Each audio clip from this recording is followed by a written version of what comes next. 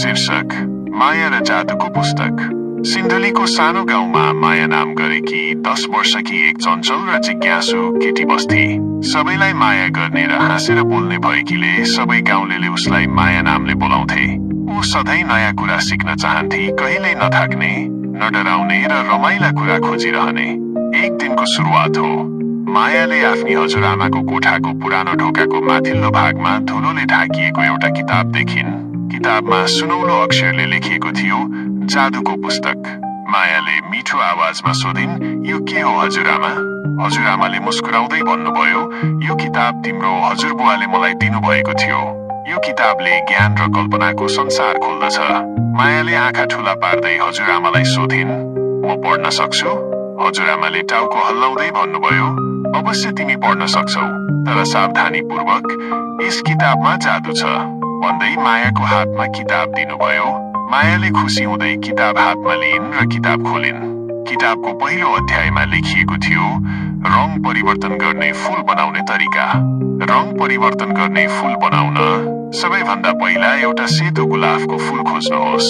त्यसलाई रङ्गीन पानीमा राख्नुहोस्, केही घण्टापछि हेर्नुहोस्। मायाले किताबमा भने जस्तै गर्न थालिन्। मायाले बगैँचाबाट सेतो गुलाब टिपेर आइन् र एउटा भाँडोमा पानी राखिन्। अनि पानीमा नीलो रङ मिसाइन्। अनि केही घण्टा छोडिदिइन्। केही घण्टापछि हेरिन्, सेतो गुलाबको फूलले रङ परिवर्तन गरी नीलो रङको भएको थियो। माया हर्षित भइन्, आश्चर्यचकित भइन् र उत्साहित हुँदै रङ परिवर्तन गर्ने फूलको बारेमा हजुरआमालाई सोधिन्, यो कसरी भयो? हजुरआमाले भन्नुभयो, यसलाई क्यापिलरी एक्सन भनिन्छ। यस्तो गर्दा फूलका डाँठहरूले पानी चुस्छन्, जसले गर्दा रङ्गीन पानी फूलमा जान्छ अनि फूलले आफ्नो रङ परिवर्तन गर्छ। मायाले किताबको दोस्रो पाना पल्टाइन्। दोस्रो अध्यायमा लेखिएको थियो, साथी बनाउने तरिका। तिमी साँचो साथी बनाउन चाहन्छौ भने 3 कुराको पालना गर।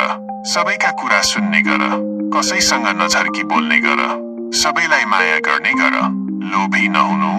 मायाले मनमा नै यी नियम पालना गर्ने बाचा गरिन् र हजुरआमालाई भनिन्, आजदेखि म पनि यी नियम पालना गर्नेछु, सबैका कुरा सुन्नेछु, कसैसँग झर्केर बोल्ने छैन, सबैलाई माया गर्नेछु, लोभी नबनी सबसँग मिलेर बस्नेछु। हजुरआमा खुसी हुँदै स्याबास भन्नुभयो। अनि मायाले किताबको तेस्रो पाना पल्टाइन्। तेस्रो अध्यायमा लेखिएको थियो, विज्ञान र त्यसको चमत्कार। पुस्तकको तेस्रो पानामा एउटा रमाइलो प्रयोग थियो, घरमै ज्वालामुखी बनाउने तरिका। माया ज्वालामुखी बनाउने तरिका सिक्न जादुको किताबमा भने जस्तो चाहिने सामग्री खोज्न थालिन्। मायाले सुरुमा बेकिङ सोडा, भिनेगर, माटो र रातो रङ्ग खोजिन्। अनि एक खाली बोतल पनि खोजिन्।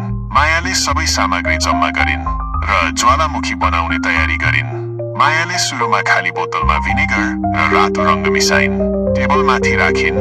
बोतलको मुख देखिने गरी बोतललाई माटोले पुरिन् अनि अन्तिममा बेकिङ सोडा हालिन्। जब मायाले बेकिङ सोडा हालिन्, माटोले पुरेको बोतलबाट ज्वालामुखी जस्तै गरी फिज निस्क्यो। बुलबुल फुस आयो। बोतलबाट ज्वालामुखी जस्तो झाग बग्न थाल्यो। माया हर्षित हुँदै हजुरआमालाई सोधिन्, यो कसरी भयो? हजुरआमाले भन्नुभयो, यो रासायनिक प्रतिक्रिया हो।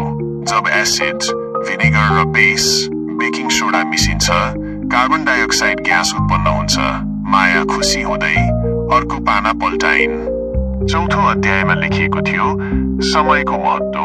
पुस्तकमा लेखिएको थियो, समय सुनभन्दा बहुमूल्य हुन्छ। जसले समयको कदर गर्छ उसले जीवन जित्छ। मायाले पनि तालिका बनाउने सोचिन्।